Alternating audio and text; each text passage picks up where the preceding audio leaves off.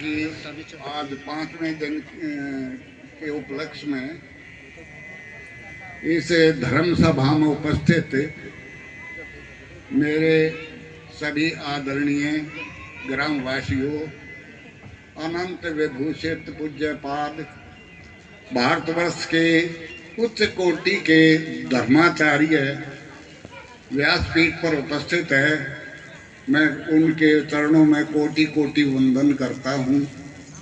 हमारा परम सौभाग्य उदय हुआ है कि इस कसार भूमि पर आप जैसे विद्वानों के पद और आप हमारे लिए तो सुखदेव बन के आए हैं। हमारे सभी साप ताप और पाप इस तरह से गल रहे हैं जैसे आरो होता है ना, आरो में से एक थोड़ी सी तो वो कचरा जो होता है वो अलग निकल जाता है और साफ जल एकत्रित हो जाता है। तो मैं अनुभव कर रहा हूँ कि हमारे शरीर से वो पाप उस आरो की तरह से निकल रहे हैं।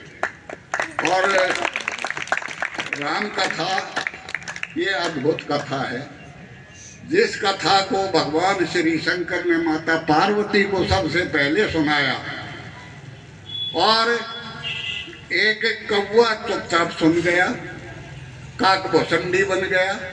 उसने अपने सभी शिष्यों को सुनाया, अपने सभी जाति के लोगों को सुनाई ये कथा।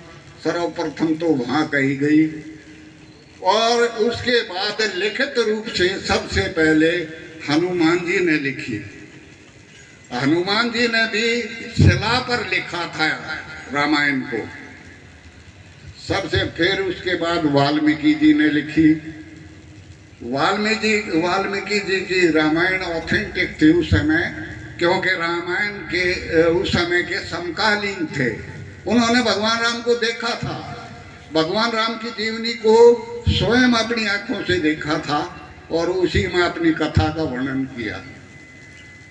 रामचरितमानस के अलावा मेरे ख्याल से 28 भाषाओं में और लिखी गई रामायण। रामचरित भगवान तुलसी ने जब रामायण को लिखा, उपहास किया विद्वानों ने और ये कहा ये क्या लिख दिया, इसको कौन पढ़ेगा। अवधि में लिखी है, क्योंकि लिखित उस समय संस्कृत का बोलबाला था और अवधि में लिखी गई। आज देखो समय कितना परिवर्तित हो गया। जो कथा सबसे ज्यादा प्रचलित थी उसको आज पढ़ने वाले ही नहीं रहे, सभी अवधि में पढ़ रहे हैं। रामचरितमानस ये भगवान तुलसीदास का की मेहनत थी, उनका तप था, इसलिए आज हम भी उसका फल को प्राप्त कर रहे हैं। मर्यादा पुरुषोत्तम भगवान राम की कथा है ये सिखाती है हर स्टेप पर मर्यादा।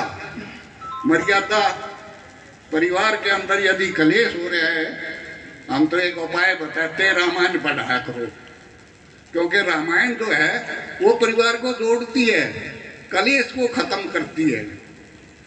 वो कहते हैं जी हम तो गीता पढ़ते हैं, गीता भी पढ़ो, गीता भी भगवान के बोले हुए युग के शब्द हैं और सही जीवन का रहस्य बताते हैं। लेकिन परिवार को जोड़ने वाला जो ग्रंथ है वो रामायण ही है। ये सिखाता है बाप बेटे का क्या संबंध है और कितना पालन वो आज्ञा का करते हैं कि नहीं करते हैं। वो त्रेता युग था। भगवान राम ये समझो कि 27 वर्ष की अवस्था में वनवास चले गए थे और तकरीबन 41 वर्ष की अवस्था में रावण को मार के वापस आ गए थे। उसके बाद भी हजारों साल तक जिंदा रहे थे। भगवान कृष्ण तो शरद पृथ्वी पर 120 वर्ष रहे थे, लेकिन भगवान राम तो हजारों साल रहे थे पृथ्वी पर। जब जब भी धर्म की हानि होती है और पुण्य कर्म नष्ट हो जाते हैं, देवताओं को भी पृथ्वी पर आना पड़ता है।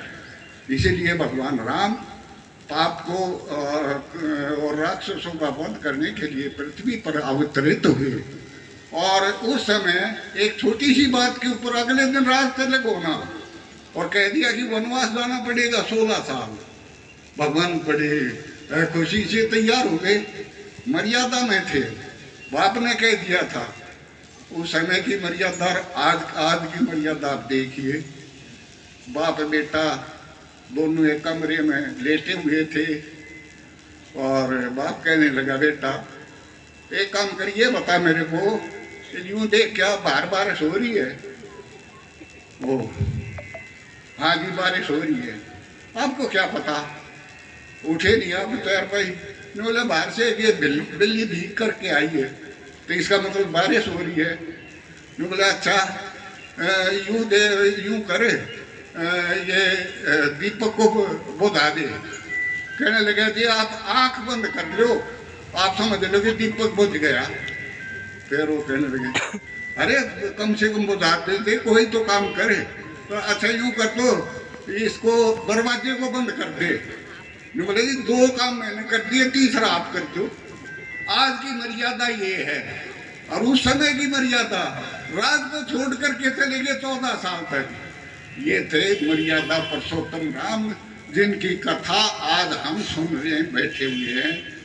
मैं हृदय की गहराइयों से आप सबका भी स्वागत करता हूँ कि आप धर्म लाभ के लिए यहाँ उपस्थित हैं। और मैं व्यासपीठ को बार बार नमन करता हूँ और धर्माचार्य को भी कोटि कोटि नमन करता हूँ। बहुत बहुत धन्यवाद।